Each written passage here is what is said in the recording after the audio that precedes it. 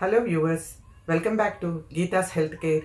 నేను doctor Geetha, consultant, senior gynaecologist మరియు general surgeon, practising in Warangal past 15 years. మొదటిసారిగా మీరు ఎవరైనా నా వీడియోలు చూస్తూ ఉంటే సబ్స్క్రైబ్ చేసుకోండి. ఇన్ఫర్మేషన్ అవసరమైన వాళ్ళకి ఫార్వర్డ్ చేయండి. మీకు ఈ వీడియో నచ్చితే లైక్ చేయండి. థంబ్నెయిల్ చూశారు కదా, most exciting topic polycystic ovarian disease are polycystic ovarian syndrome అనేది చాలా మందిలో రీప్రొడక్టివ్ ఏజ్ గ్రూప్లో అంటే సంతానోత్పత్తి దశలో ఉన్న మహిళల్లో ఎక్కువగా చూస్తూ ఉన్నాము. ఈ డిసీజ్ని 1935 సంవత్సరంలోని స్టీన్ అండ్ లెవెంతాల్ అనేవాళ్ళు మొదటిసారిగా దీన్ని తెలుసుకున్నారు. ఈ పీసీఓడి కేసెస్ మన ఇండియాలో ప్రతి సంవత్సరము 1 మిలియన్ కన్నా ఎక్కువ కేసెస్ నమోదవుతూ ఉన్నాయి. ఈ సంఖ్య అనేది ప్రతి సంవత్సరము ఇంకా పెరుగుతూనే ఉన్నది. దీనికి కారణాలు ఏమిటి అంటే life style modifications, life style తర్వాత డైట్, ఇవి కేసులు ఎక్కువగా పెరగడానికి కారణమవుతూ ఉంది. ఈ పీసీఓడి డిసీజ్ ఉన్న వాళ్ళలో ఆండ్రోజన్స్ అంటే మేల్ హార్మోన్స్ అనేవి ఎక్కువగా ప్రొడ్యూస్ అవుతూ ఉంటుంది. ఈ మేల్ హార్మోన్స్ బాడీలో జరిగే మెటబాలిక్ ఫంక్షన్స్ని, రీప్రొడక్టివ్ ఫంక్షన్స్ని మరియు ఎండోక్రైన్ ఫంక్షన్స్ని ఇంటర్ఫియర్ చేస్తూ ఉంటుంది. ఎక్కువగా ఈ పీసీఓడి అనేది రీప్రొడక్టివ్ ఏజ్ గ్రూప్లో అంటే సంతానోత్పత్తి దశలో ఉన్న మహిళల్లో ఎక్కువగా చూస్తూ ఉంటాము. ఈ పీసీఓడికి ఎన్నో కారణాలంటూ ఉన్నాయి. పీసీఓడి డిసీజ్కి కారణాలు అనేవి ఎగ్జాక్ట్గా ఇప్పటి వరకు తెలియదు.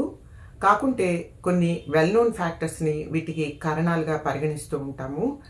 వీటిలో ముఖ్యంగా ఈ ఎన్విరాన్మెంటల్ ఫ్యాక్టర్స్ అంటే diet, stress, sedentary life, genetic ఫ్యాక్టర్స్లో CYP21 అనే జీన్ మ్యూటేషన్స్ దీనికి కారణాలుగా పరిగణిస్తున్నారు. అంతేకాకుండా ఫెమిలియల్ అంటే ఒక తరం నుంచి అంటే ఈ ఫ్యామిలీస్లో ఒక తరం నుంచి మరొక తరానికి ఈ డిసీజ్ అనేది స్ప్రెడ్ అవుతూ ఉంటుంది. పీసీఓడి ఉన్న స్త్రీలకు పుట్టిన బిడ్డల్లోనూ మరియు స్థూలకాయం ఉన్న స్త్రీలకు పుట్టిన బిడ్డల్లోనూ ఈ పీసీఓడి ప్రాబ్లమ్స్ అనేవి ఎక్కువగా వస్తూ ఉంటాయి. పీసీఓడిలో ఈ ఎన్విరాన్మెంటల్ ఫ్యాక్టర్స్ ఇన్ఫ్లుయెన్స్ అనేది తల్లి గర్భంలో ఉన్నప్పటి నుంచి కానీ లేదు ఎర్లీ అడోల్సెంట్ ఏజ్ అంటే 10 నుంచి 19 ఏళ్ల వయసులో కానీ మొదలవుతూ ఉంటుంది. ఈ వ్యాధి లక్షణాలు అనేది ఎక్కువగా సంతానోత్పత్తి దశలో ఉన్నప్పుడు బాగా కనిపిస్తూ ఉంటుంది. పీసీఓడి ఎర్లీ అడోల్సెంట్ వయసులో మొదలైనప్పుడు ఇటువంటి పిల్లలు తొందరగా మెచ్యూర్ అవుతూ ఉంటారు. వీళ్ళలో మొదటగా పీరియడ్స్ అనేవి రెగ్యులర్గా ఉంటూ ఉంటాయి. తర్వాత ఈ డిసీజ్ ప్రాసెస్ అనేది ఎక్కువైతూ ఉన్నప్పుడు వీళ్ళ పీరియడ్స్ అనేది ఇర్రెగ్యులర్గా అవుతూ ఉంటుంది. ఈ పీసీఓడి అనేది సంతానోత్పత్తి దశలో ఉన్న మహిళకు ఇన్ఫర్టిలిటీని కూడా కాజ్ చేస్తూ ఉంటుంది. ఇన్ఫర్టిలిటీలో ఇది ఒక 20% కాజ్ అనేది ఈ పీసీఓడి ప్రాబ్లమ్స్ వల్లనే ఉంటూ ఉంటాయి. ఈ పీసీఓడి వచ్చిన మహిళల్లో ఎనోవులేటరీ సైకిల్స్ అంటూ ఉంటూ ఉంటాయి. అంటే ఎనోవులేటరీ అంటే ఈ ఎగ్స్ అనేవి రిలీజ్ కావు, కాబట్టి వీళ్ళకు ఇన్ఫర్టిలిటీ అనేది ఉంటూ ఉంటుంది. పీసీఓడి ఉన్న మహిళలు ఎక్కువగా అధిక బరువుతోనూ స్థూలకాయంతోనూ కనిపిస్తూ ఉంటారు. పీసీఓడి అనేది రావడానికి ముఖ్యమైన కారణము ఇన్సులిన్ రెసిస్టెన్స్ మరియు హైపర్ ఇన్సులినిమియా. ఇన్సులిన్ అనేది మన బాడీలో గ్లూకోజ్ యొక్క శాతాన్ని తగ్గిస్తూ ఉంటుంది. ఈ ఇన్సులిన్ అనేది రక్తంలోని గ్లూకోజ్ని మెయింటైన్ చేస్తూ ఉంటుంది. ఈ పీసీఓడి ప్రాబ్లమ్స్ ఉన్న వాళ్ళలో ఈ ఇన్సులిన్ రిసెప్టార్స్ అనేది ఫాల్టీగా ఉంటాయి. కాబట్టి ఇన్సులిన్ అనేది ఈ రక్తంలోని గ్లూకోజ్ లెవెల్స్ని తగ్గించదు. రక్తంలో గ్లూకోజ్ లెవెల్స్ అనేవి చాలా ఎక్కువగా ఉంటుంది.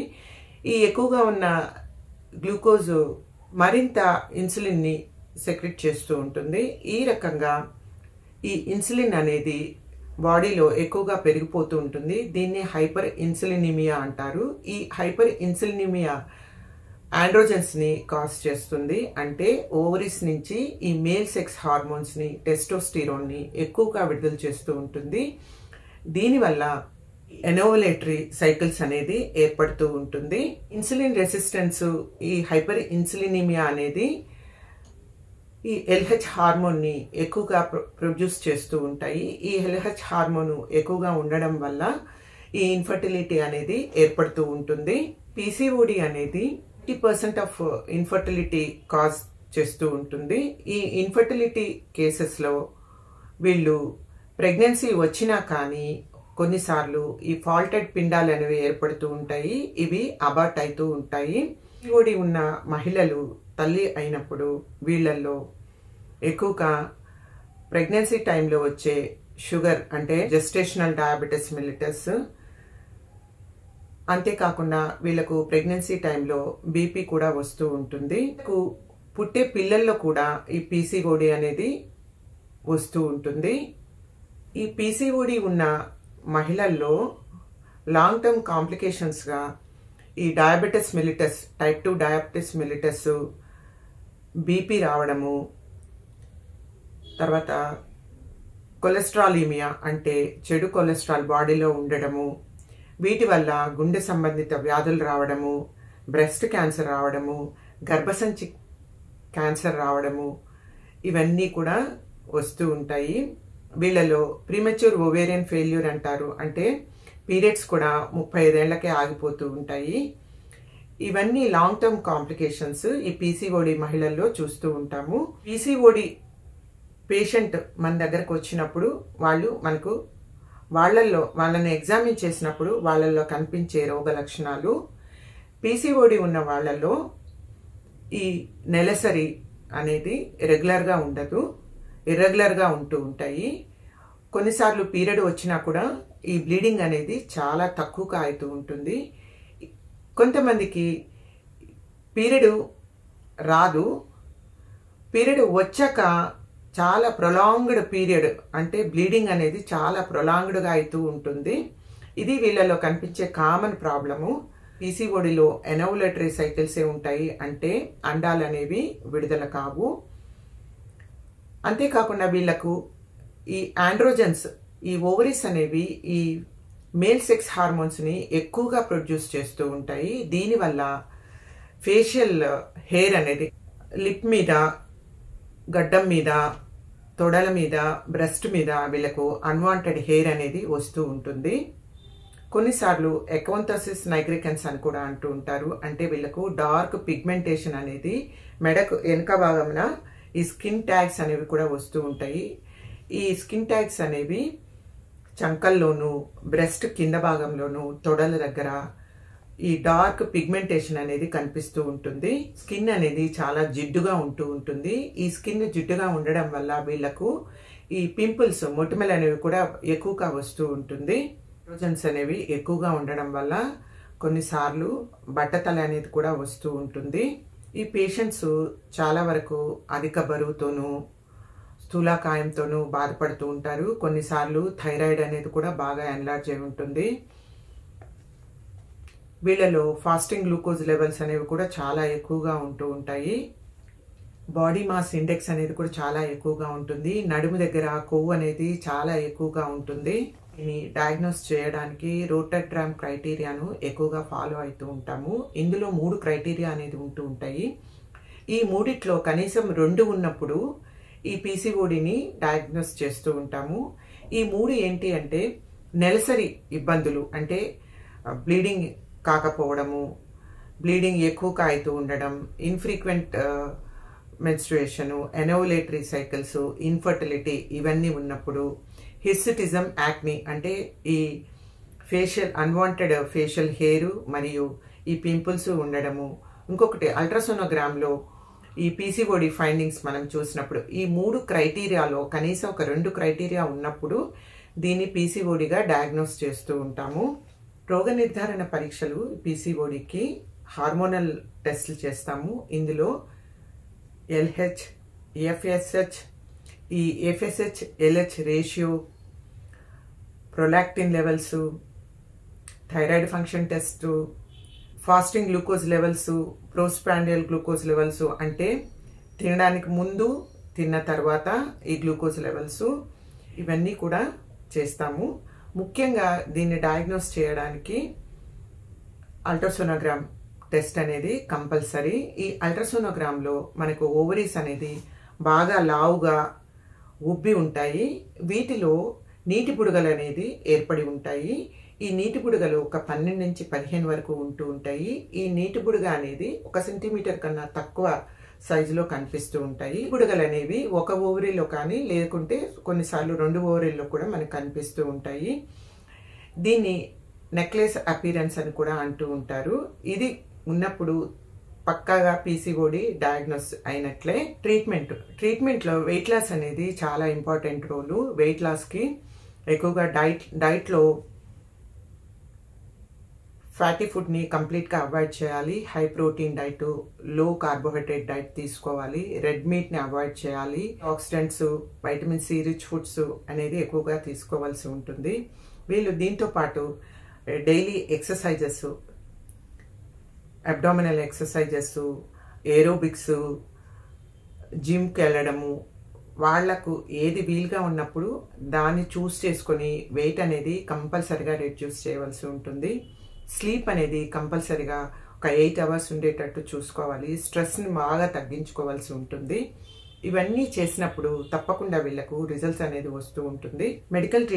ఈ మెడికల్ ట్రీట్మెంట్లో అన్మ్యారీడ్ గర్ల్ కానీ, అప్పుడే పెళ్ళైన మహిళ, లేదు ప్రెగ్నెన్సీ కావాలి అనుకునే మహిళ, వీళ్ళను బట్టి ఈ ట్రీట్మెంట్ అనేది డిఫర్ అవుతూ ఉంటుంది. అన్మ్యారీడ్ గర్ల్స్కి అయితే ఓరల్ కాంట్రాసెప్టివ్ పిల్స్ ఇస్తూ ఉంటాము. వీటితో పాటు ఇన్సులిన్ సెన్సిటైజర్స్, ఈ మెట్ఫార్మిన్, ఎన్ఎస్టైల్సిస్టిన్, ఇటువంటి ఇన్సులిన్ సెన్సిటైజర్స్ని కూడా వీళ్ళకి ఇస్తూ ఉంటాము. దీనివల్ల వీళ్ళ పీరియడ్స్ అనేది బాగా రెగ్యులరైజ్ అవుతాయి. ఈ ఆండ్రోజన్స్ అనేది అంటే ఈ మేల్ సెక్స్ హార్మోన్స్ అనేవి బాగా తగ్గిపోతాయి. దీనివల్ల వీళ్ళకి ఈ అన్వాంటెడ్ హెయిర్, ఈ పింపుల్స్ అనేవి బాగా తగ్గుతాయి. ప్రెగ్నెన్సీ కావాలి అనుకున్న మహిళకు ఈ ఓవులేషన్ ఇండక్షన్ డ్రగ్స్ అనేవి ఇస్తూ ఉంటాము. ఈ ఓవులేషన్ ఇండక్షన్ డ్రగ్స్ వల్ల 80 to 90% అనేది అండాలు అనేవి విడుదలవుతూ ఉంటాయి. వీళ్ళ ప్రెగ్నెన్సీ కూడా 50 to 60% వరకు ఛాన్సెస్ అనేవి బాగా పెరుగుతాయి. ఈ ప్రాబ్లమ్స్ ఉన్నవాళ్ళు ప్రెగ్నెంట్ అయినప్పుడు కొన్నిసార్లు ఈ ఫాల్టీ అండాలు అనేది ఏర్పడడం వల్ల అబార్షన్ అవుతూ ఉంటాయి. ఈ పీసీఓడి ఉన్న తల్లుల్లో పుట్టే శిశువులకు కూడా ఈ పీసీఓడి ప్రాబ్లమ్స్ అనేది వస్తూ ఉంటాయి. ఈ ప్రెగ్నెన్సీ టైంలో వీళ్ళకి జెస్టేషనల్ డయాబెటిస్ మరియు ప్రెగ్నెన్సీ ఇండ్యూస్డ్ హైపర్ టెన్షన్ అటువంటివన్నీ వస్తూ ఉంటాయి. ఈ సర్జికల్ ట్రీట్మెంట్ అనేది చాలా తక్కువ మంది మహిళలకు ఇస్తూ ఉంటాము. ఎవరికైతే మెడికల్ ట్రీట్మెంట్ ఫెయిల్ అయిందో, ఇన్ఫర్టిలిటీ ప్రాబ్లం ఉన్నదో, తర్వాత ఈ అబార్షన్స్ అనేవి రిపీటెడ్ అబార్షన్స్ జరిగిన మహిళల్లో ఈ సర్జికల్ ట్రీట్మెంట్ అనేది ప్రిస్క్రైబ్ చేస్తూ ఉంటాము. స్కోపిక్ ఓవేరియన్ డ్రిల్లింగ్లో ఈ ఎన్లార్జ్డ్ ఓవరీస్లో ఉన్న ఆ నీటి బుడగలను ప్రతి ఓవరీలో ఒక 4ను మాత్రం పంక్చర్ చేస్తాము.